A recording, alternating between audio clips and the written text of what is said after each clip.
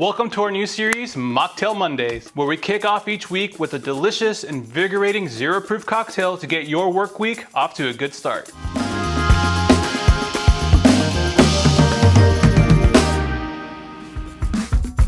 Today we're making the Reading Nook. This exquisite cocktail features freshly pulled espresso, tart cherry, and rich nutty almond orgeat, and comes to us from one of our favorite creators out there, Morgan Eckroth at Morgan Drinks Coffee. If you haven't checked her work out yet, do yourself a favor and dive right in. You're missing out. The Reading Nook starts off with a base of freshly brewed espresso, so not only do you remain clear-headed, but you get an extra lift from the coffee.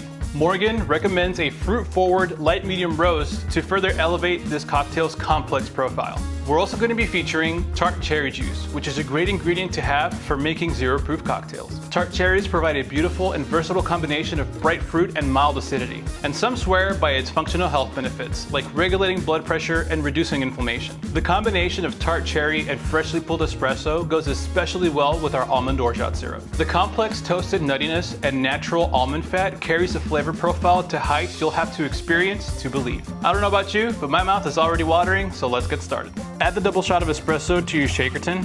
Next, we'll add 3/4 of an ounce of almond orgeat, 1.5 ounces of tart cherry juice, and from there we'll add 5 drops of a 10-to-1 saline solution. We'll wrap it up by adding 1 ounce of pasteurized egg white or 1 whole egg white. Per Morgan's instructions, we're going to give this mixture a vigorous dry shake for 45 seconds. Then we'll add ice and shake for another 15 to 20 seconds.